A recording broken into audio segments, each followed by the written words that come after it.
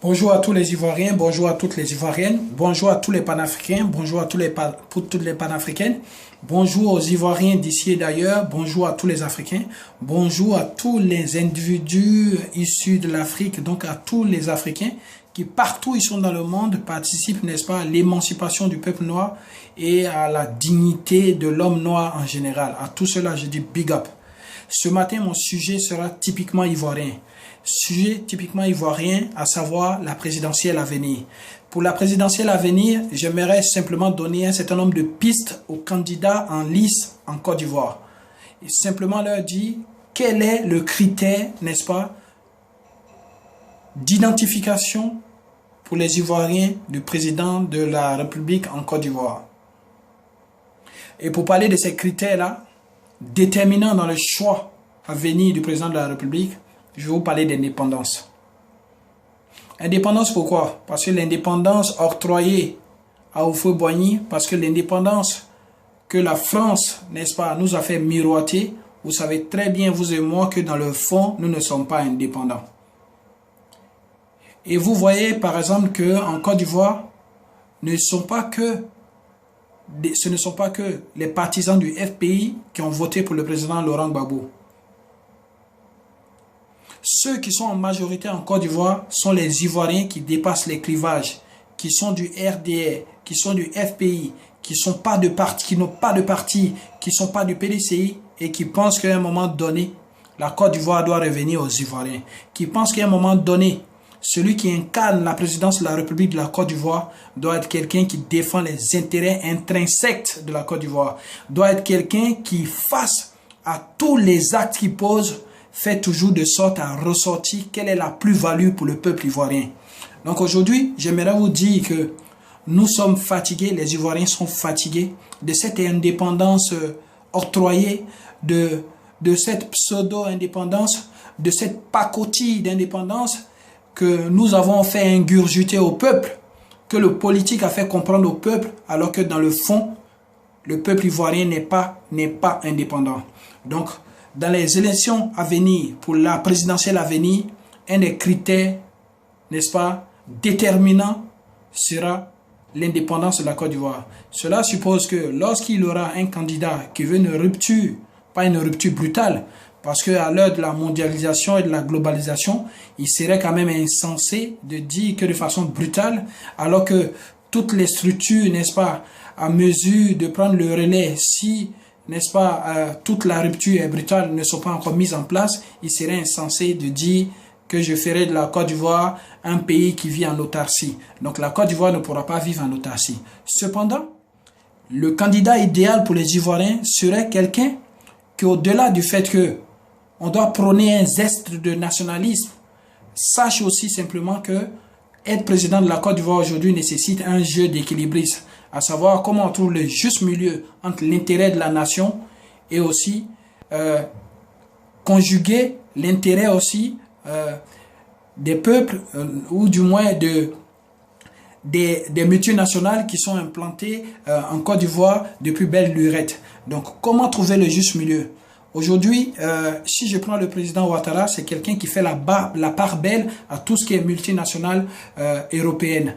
Donc, qui par ce fait-là, n'est-ce pas, le fait au détriment du peuple ivoirien.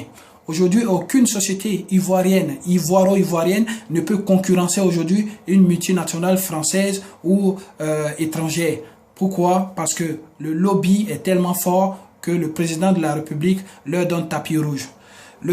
Est-ce que le but pour un pays est de voir les investisseurs étrangers, n'est-ce pas, venir s'accaparer toutes les richesses du pays, ou du moins, le but d'un pays est de faire de sorte que les entrepreneurs nationaux puissent avoir aussi un certain nombre de marchés et qu'au-delà de ce marché-là, puissent faire greffer un certain nombre de marchés internationaux parce que forcément, la vie actuelle, la géopolitique, la politique mondiale fait que des sociétés étrangères doivent coexister aussi avec des sociétés nationales.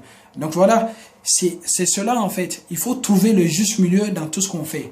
Au-delà de ça, il y a trois aspects qui sont très importants aussi au niveau de la politique à mener dans n'importe quel pays, à savoir l'emploi, la santé et l'éducation. Si je prends l'éducation, il faudrait que la Côte d'Ivoire redevienne comme avant, avec ses collèges de mérite, avec ses lycées de mérite, avec ses enseignants aussi agrégés qui apprenaient des vraies valeurs, n'est-ce pas, aux étudiants ivoiriens. Il faut faire de sorte que les diplômes ivoiriens soient reconnus à l'extérieur. Et pour cela, il faut des ministres de l'éducation dignes de ce nom et non pas des ministres comme Kandia. Donc, la Côte d'Ivoire, au point de vue éducationnel, a besoin de renouveau, a besoin de corser les choses et de faire de sorte que dans les concours, quel que soit le concours auquel on se présente, il faudrait qu'on puisse le mériter. Il faudrait que ceux qui sont admis à ces concours-là soient ceux qui ont eu à avoir la moyenne et non pas des listes qui sont proposées de façon ministérielle ou bien de façon présidentielle. Après, sur le plan de la santé, je prends un exemple très simple. Il faudrait que le président de la Côte d'Ivoire fasse confiance aux médecins ivoiriens. Il faudrait que le président de la Côte d'Ivoire fasse confiance à la médecine ivoirienne et qu'on n'ait pas un président qui, chaque fois qu'il est malade, vient se soigner en Europe parce qu'il a une carte vitale.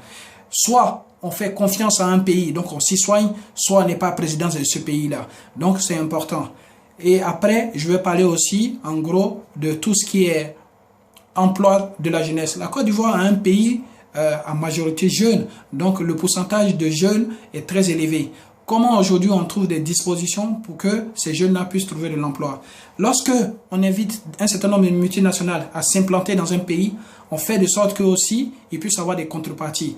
Une des contreparties serait par exemple que n'importe quelle multinationale qui s'installe en Côte d'Ivoire puisse, n'est-ce pas, employer des autochtones, puisse employer la jeunesse ivoirienne, auquel cas ils risquent des sanctions ou bien même des pénalités. Il faut amener les gens dans la coopération.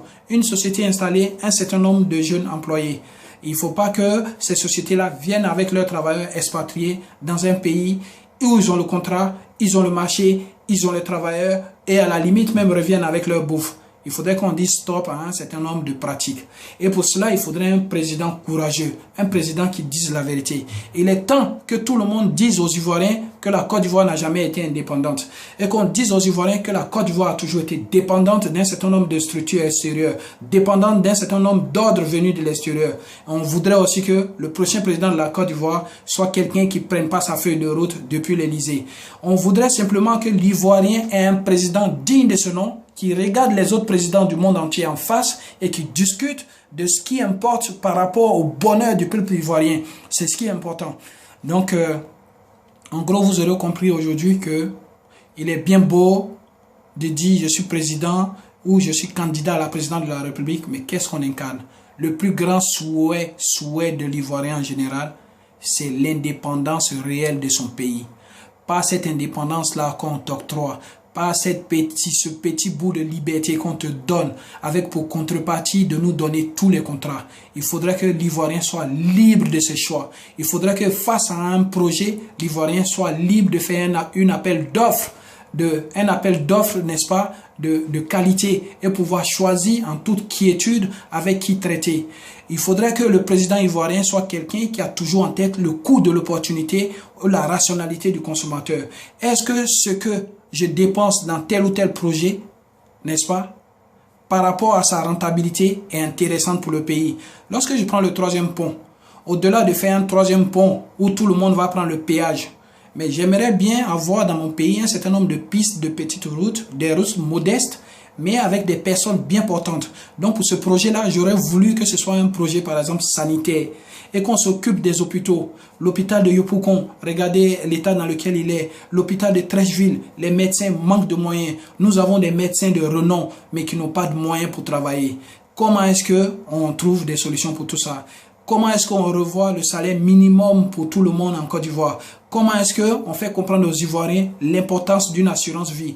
Comment est-ce qu'on fait comprendre à l'Ivoirien qu'au-delà de ce qu'il gagne, il doit penser aussi à épargner un certain nombre de sous par rapport au coût dur? C'est ce qui est important. Et aussi, un des chevals de bataille qu'on devait, n'est-ce pas, prendre à bras le corps, et aussi le problème de la corruption. Car j'aimerais simplement vous dire que quel que soit l'endroit où on se trouve, lorsque la société est une société corrompue, le développement est difficile. Parce que face à n'importe quel projet, il aura toujours des pots de vin. Et les pots de vin ne sont pas à mesure, ne sont pas de nature, n'est-ce pas, à améliorer les conditions de vie de l'homme. On aimerait simplement que la justice soit une justice équitable. On aimerait simplement que, en Côte d'Ivoire, lorsque tu as affaire à un Libanais qui est très aisé, que la justice puisse dire le droit et que malgré ta pauvreté, lorsque les faits sont avérés, quand tu as raison, tu puisses avoir raison. Donc la corruption, le racket sur les routes et aussi le désarmement. On aimerait simplement que il y ait une bataille, une guerre contre les armes détenues de façon illégale et que la délinquance baisse au-delà des chiffres, contrairement au ministre de l'Intérieur qui va vous dire que la Côte d'Ivoire, n'est-ce pas, a les indices de la Suisse ou bien de la Belgique. On aimerait que simplement, dans la réalité, les Ivoiriens puissent vivre tranquillement et qu'on arrête par exemple les enlèvements d'enfants, les agressions dans les taxis. Donc voilà, je ne pense pas qu'en Suisse ou bien en Belgique on puisse enlever les gens comme ça ou bien qu'à longueur de journée on puisse égorger les gens.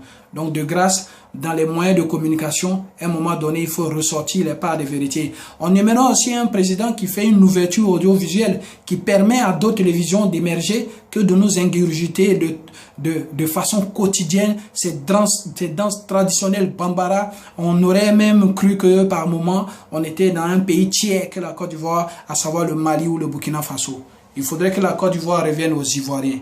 Cela dit, il faudrait aussi un président qui fasse comprendre aux étrangers qu'ils sont bienvenus, ils sont les bienvenus en Côte d'Ivoire à condition qu'ils respectent les lois ivoiriennes.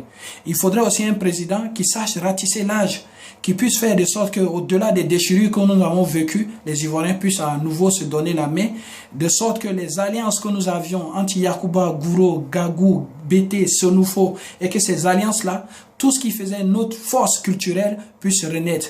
Et cela passe aussi par un gouvernement, n'est-ce pas, un gouvernement de modestie, un gouvernement humble qui passe son temps dans une pédagogie perpétuelle. On aimerait simplement que le président de la Côte d'Ivoire soit quelqu'un qui, au-delà de la destruction des bidonvilles, propose aussi des solutions d'habitation, des solutions alternatives, et que ce ne soit pas du jour au lendemain des personnes qui débarquent pour casser les maisons parce qu'il faut casser, parce que simplement on aimerait faire bonne figure par rapport à l'extérieur. On aimerait un président qui ne laisse pas un certain nombre de sites ivoiriens choisis simplement parce que l'UNESCO aura déclaré que cette partie du monde sera déclarée patrimoine mondial de l'UNESCO moyennant des ristournes, moyennant des bribes, moyennant des miettes. Il faudrait que l'Ivoirien ait un président qui a les couilles, qui dit la vérité aux autres, qui leur dit oui, je suis d'accord que par rapport à nos partenariats passés, nous soyons toujours dans ce contrat-là, mais le contrat, il faudrait qu'on le renégocie parce que les réalités ivoiriennes ont changé, parce que les réalités ivoiriennes ont évolué. Et que par rapport à ça, le pourcentage que nous avions ne suffit plus pour nourrir mon peuple. Il faudrait un président qui connaisse la société ivoirienne, qui est issu des quartiers populaires, qui connaît la galère, qui sait ce que vivent les familles au quotidien, qui sait comment est-ce qu'il est difficile de joindre les deux bouts en Côte d'Ivoire. Voilà en somme, de façon rapide, pour des vidéos très très rapides, résumé comment est-ce que les Ivoiriens voudraient un président et que ce président-là ne soit pas déconnecté de la réalité. Nous ne voulons pas des présidents qui sont à longueur de journée dans les avions, qui sont en train de boire des coupes de champagne partout en Europe, qui ne savent même pas ce que vivent les Ivoiriens au quotidien. On voudrait un président qui fait de sorte que la Côte d'Ivoire, pays producteur d'électricité, puisse s'autosuffire en électricité avant d'exporter de l'électricité. Parce que je ne peux pas comprendre qu'on puisse faire du délestage dans un pays qui est producteur d'électricité.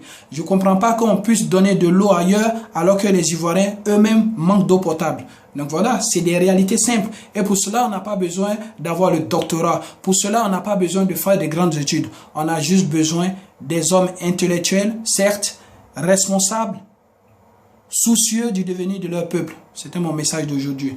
Salutations à Elle Koutchen, salutations à Maman Chanelka, à Hippo, à Hassan Sangaré, Kwasi Sibi depuis la 3 fois gang, à tous mes amis, Armand Dago, David Oblé, à tous les grands frères, à Maître Abiba Touré, à tous ceux qui disent simplement que la Côte d'Ivoire a besoin de dignité et que la Côte d'Ivoire n'est pas une sous-préfecture de la France et que la Côte d'Ivoire peut avoir des décisions autonomes. l'autonomie de la Côte d'Ivoire. Les élections à venir doivent se jouer sur l'autonomie de la Côte d'Ivoire. L'autonomie, la réalité de la réaction autonome de la Côte d'Ivoire quant à ses problèmes, quant aux problèmes qui l'incombent. C'est ce qui est important. Bonne journée à tout le monde, bon dimanche. Que Dieu bénisse la Côte d'Ivoire.